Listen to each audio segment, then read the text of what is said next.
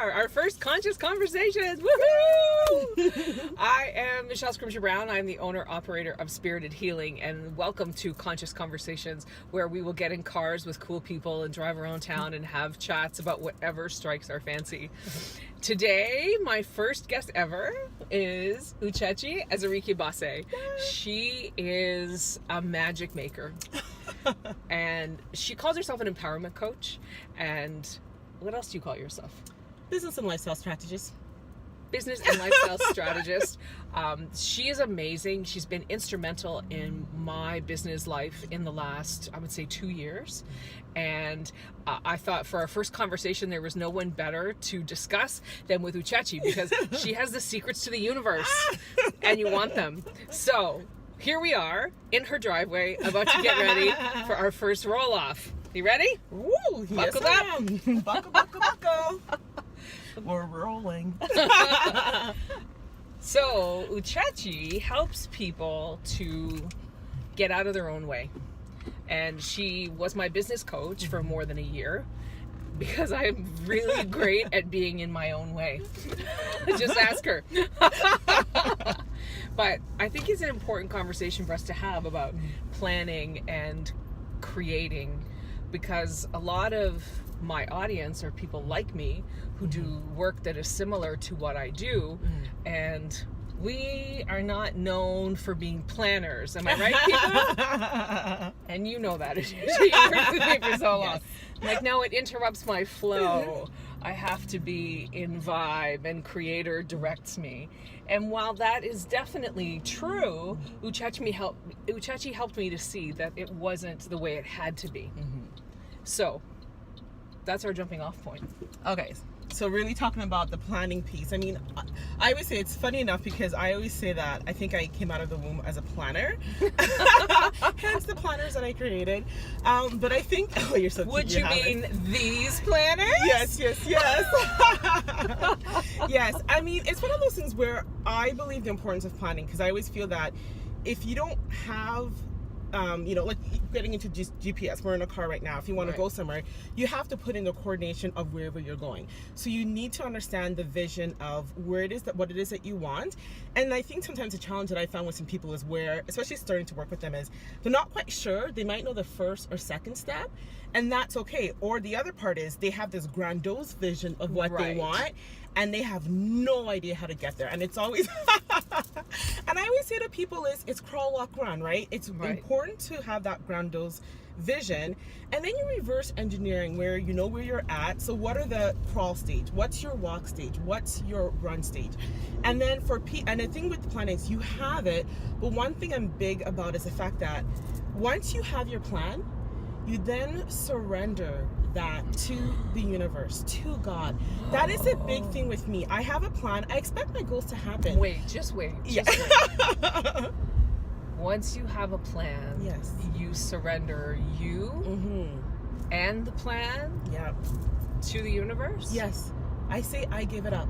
This is your plan, and because then it allows me to be in the flow, and it bridges those two worlds, especially the world that like you live in, like working with energy, working with healers, and you want to be in the flow. So it allows you to have that peace, because you're a co-creator. We're having a human experience, right? Yes, we're spiritual beings, but the human experience allows us to know, okay, what's our part? What do we need to do? And so when I surrender that plan, I'm also surrendering the form, because you can have a plan, but things might change along the way. But as long as it's taking you to that end destination, you follow it. And it's always surrendering which opportunities, the people that are going to be coming into your life. So having that plan, surrendering it, is a key critical piece that I believe that really helps you. I really love that idea. And I feel that while maybe we didn't use those exact words, or if we did, they didn't land for me the way that they just did. I feel like that has been a big part of what we have done, what you have shown me how to do. And the beautiful part is that surrender doesn't mean you're giving up control. It means that you have faith that there is a plan, and you are simply following the plan. And letting the world unfold for you as it must for your creation to come to life. You are a vessel. And I always say, I mean, I'm a student of a metaphysics, of A Course in Miracle, and there's a line, and I repeat this every day. Where would you have me go? What would you have me do? What would you have me say? And to say that slow. Sorry. Where would you have me go? What would you have me do? What would you have me say? And to whom? And when I start my day, I actually start my day with this. And That's even so powerful. and even when I do Facebook posts and I do my Facebook marketing, and recently I've been doing workshop, once a month, and I repeat it. And literally I have my plan. I say, okay, I'm doing my workshop, there's 2 that I do, and I repeat it, one month, one the other month, and so forth. But every time I do my Facebook ad, I just say, let it reach the people. And of course, it's in Durham region, so I just kind of picture Durham region, and I just say those people, and I picture that particular workshop that it is, and I just see the energy spreading across Durham region and even GTA, and landing to the perfect person who needs it, and allowing spirit to, when they see that Facebook land on their feed, they have that connection to it, and they say, I want to go. But I'm not just sitting there. I'm doing the Facebook ad. I'm paying to have Facebook happen. I'm writing my Facebook copy. And such a key difference, right? Because so often we feel like, well, they will come. But and we just sit there and how are they going to know where you are if you're not throwing up a smoke signal? Exactly. And we think we can visualize, and I visualize, but we can't just sit and visualize it into existence, because our part, again, the human experience requires us to do some form of action to allow all these things that we visually are doing, that's happening in the invisible, to now become matter, to come into the physical world and now become objectified, right? Right. And the key part that I think we're kind of dancing around, that comes up for me all the time in my life, is that I have to let go of the how. Ooh, yes. Right? Surrender means that you are not in control of necessarily what it looks like. And how it flows to you. And that's the hardest part, right? Because we have this idea, okay, I'm going to make $1,000 this week, and I want to work 5 days, so that means $200 a day, which means maybe it's 3 of your offerings. So maybe it's 4 of your offerings. And so you have to sell 4 things a day. But if your goal is really just $1,000 a week, it could be a tax return. Right. Or I was talking with another friend of mine recently, and she said that she's talking a lot about zooming back, which means letting go of the how and being so focused on the particulars. She was talking about zooming back, and she was zooming back on money and how are they going to get a little bit more money. And she had a lawyer call her from her condo sale, and the condo was sold like 8 years ago. I know this and story, they said, we have $2,500 for you. Crazy. Because you zoom back. Exactly. And let go. You let go, and you just allow however way the form comes to you, right? It will come. Just let it flow. Yeah, and even for me, like, there's certain areas of my business that, certain areas took off more, but at the end of the day, if my sales target, if I hit it or come close to it, I may have thought my one-on-ones will come for it, but if my planner's obviously maybe taken off and the workshop are taken off, the money is there. I'm gonna let go of the form of the way it happens, but as long as I keep focused on, I want this is a certain amount, and I'm keeping that vision of what it is that I want to come in. The form and the how, thy will be done. And now we're talking about money, but it's not only just money, right? This can happen in every aspect of your life. Yeah, there's the relationships, there's health and wellness. I mean, this again, where a lot of these principles, they're universal, and because they're universal, they apply in every single area. You just choose whichever definition that you want to work on or that you're focused on at that time. It's some cool beans. I love it. Oh my God, this neighborhood reminds me of my neighborhood. You'd think we were in a suburb. I know. You think you would be in Durham region. We're just driving around the streets of Brooklyn. I know you can't really see us right now, like what's going on outside our windows, but I'm just driving. We have no real form in mind. We might get lost here in the suburbs that are all kind of... So we say help. It's a labyrinth, but we're surrendering to the process. Yes. We're surrendering to the process. See how it goes. So, Chechi, one of the things you love to talk about is like the law of attraction. And, well, that's totally up in my wheelhouse. But how do you find it's best to explain that for people who are maybe struggling with it? Because lots of us have heard about the law of attraction, and we're like, well, why am I attracting all this shit? Yeah, and I mean, I think we all know at the core, at the basic level, law of attraction obviously is like attract likes, and whatever you're in vibrational resonance with is what comes to you.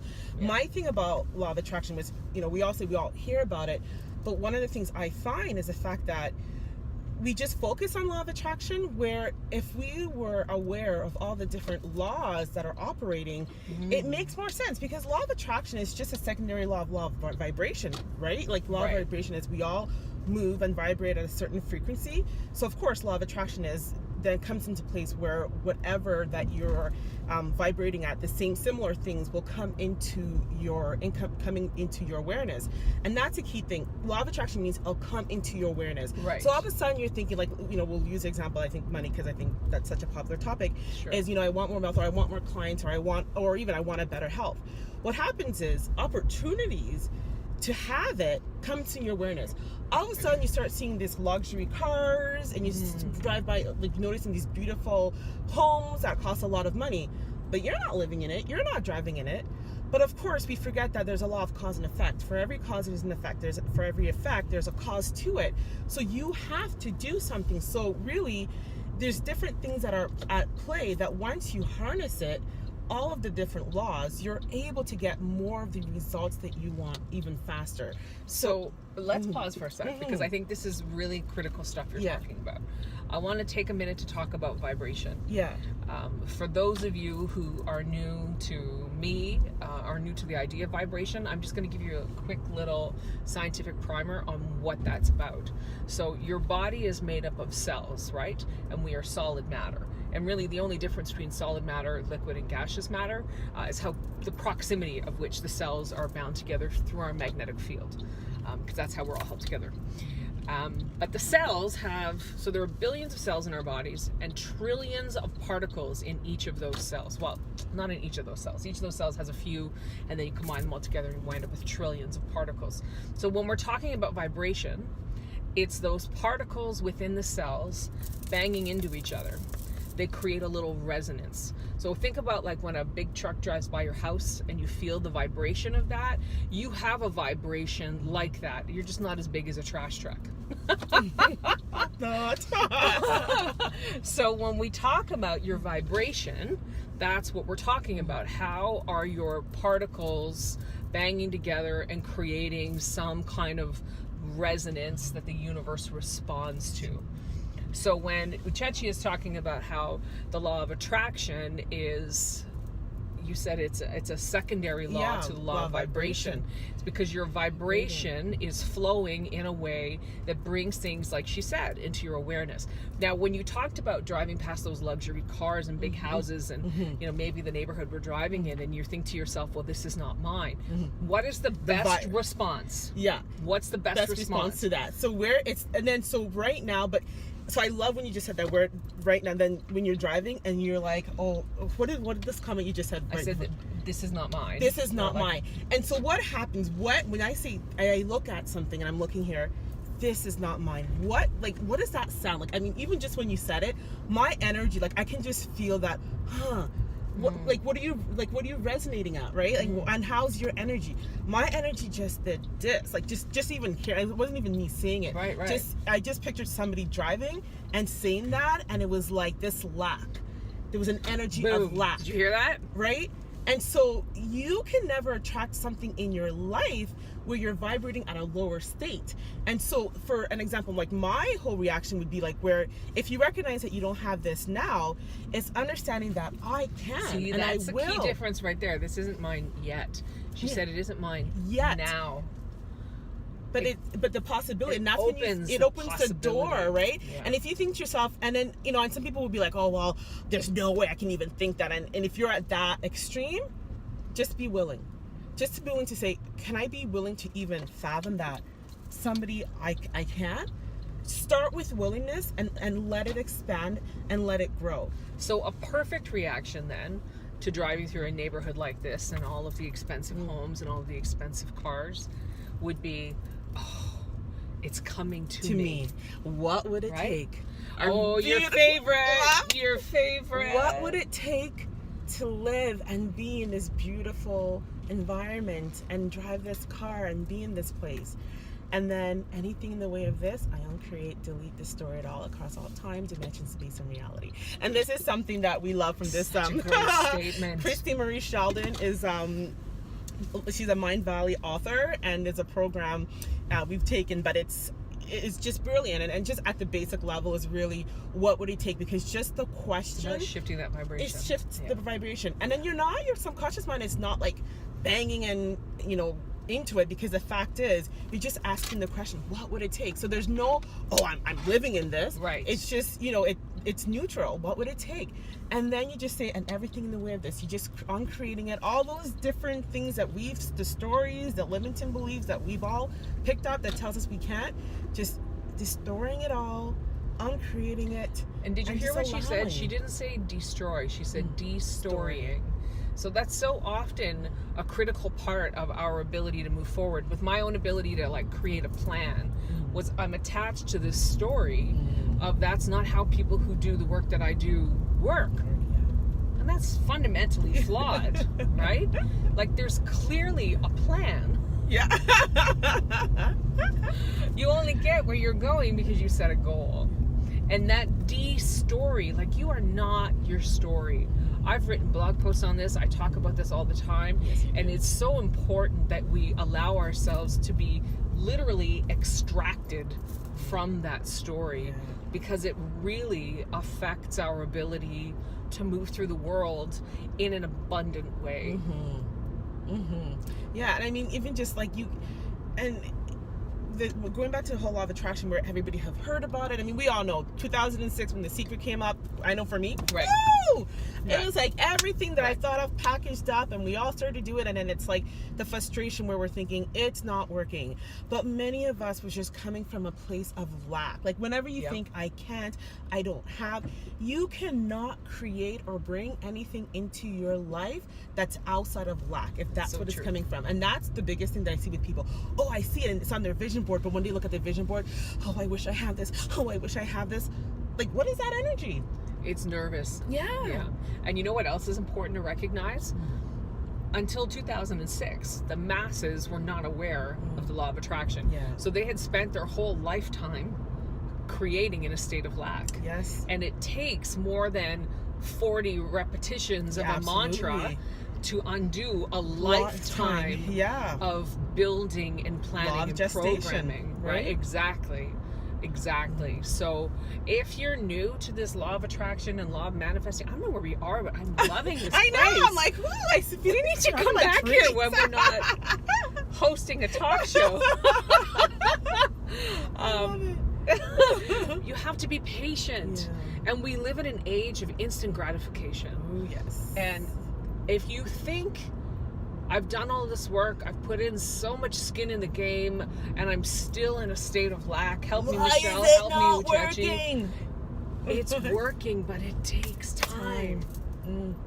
It really does. And it's funny because what I found to be true for myself and for a lot of people is where just at that moment where you feel like, God, this is not working, just about when your breakthrough. There is a beautiful teacher that I follow. She lived in the 1800s. So Florence Scovel Shinn. I always go back. Again, slowly. Florence Scovel Shinn. I know I'm a fast talker. Florence Scovel Shinn. She is like, I'm attracted to the old school teachers, but she lived in the 1800s. But she has an amazing book, The Game of Life and How to Play It. And there is a line in there, I'm going to paraphrase, but it's like something like, every great work, every great accomplishment has been brought into manifestation. And just oftentimes, right before your breakthrough comes apparent failure and lack. And really, it's always that, like whenever, and sometimes too, I mean, I get in that place too so many times. I do this work, we all do. And at certain times, and I try to go back to, I mean, I've read that book so many, like my copy, it's like ripped and tattered, big time. But I always go back to that when I see that, and it allows me to say, okay, just hold on, because I've seen it right when people fail. Like when you say failure, it's because you stopped. But sometimes right before something's gonna happen, and then but you just stay long enough. Because to me, and every time it happened, I always do this. I'm always like, I know, because it always happens, and all I need to do is just hang on long enough, and that's the hardest part. You're leveling up. That's why I like to say, right? And it's so hard. I've been there so many times because I mean I take so many risks in my business. That house. Oh, that's so cute. Love it. But I've taken so much risk in my life and my business. And I mean, every time where something's happened and I'm like, oh my God, goodness, I can't. And then it's hanging on. And I always see the other side. It's never failed me. Never. It's about riding out that wave. And this is where, even if it means every day you read a chapter, and I've been doing that, reading a chapter from a book that just feeds you, it feeds you small enough for you to just say, okay, get that confidence again. Just that little thing, a chapter in a book that just kind of like waters you. It's almost like it's watering you, keep going. Because in that stage, I mean, when things are going great, that's not where no problem. That's great, but it's where that difficult moment where you're feeling stretched, do it. When I'm in that place, I'm reading that daily. And sometimes I'm on my knees. I am on my knees. I'm like, all right, co-creator, help me out here. Right?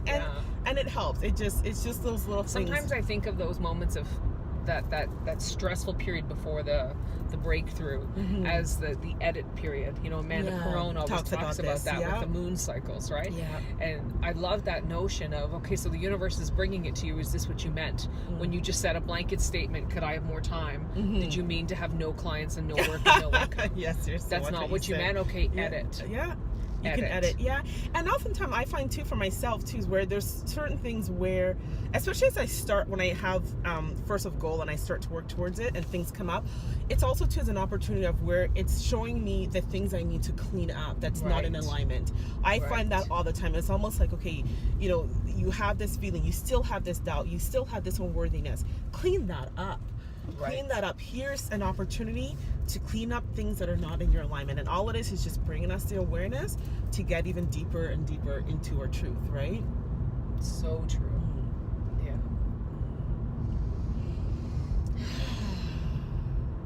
This has been lovely. Thank you. This is like, and this beautiful scenery. I don't know where we ended up, but we're still in Oshawa. We're on Ritson Road. Oh, is this Ritson Road? Yeah. This is gorgeous. I saw like trees. And so what we just drove through was Columbus. So we went from Brooklyn to Columbus. Yeah. We're just doing like a little circle-ish, square-ish. Yeah. Cool. Thanks for being here with us for our first conscious conversation. Will you do me a favor? There is something in the pocket on the door if you would pick that up. Uchechi is also a published author. I don't know if you can see the book, but it's called From Aspiration to Fulfillment.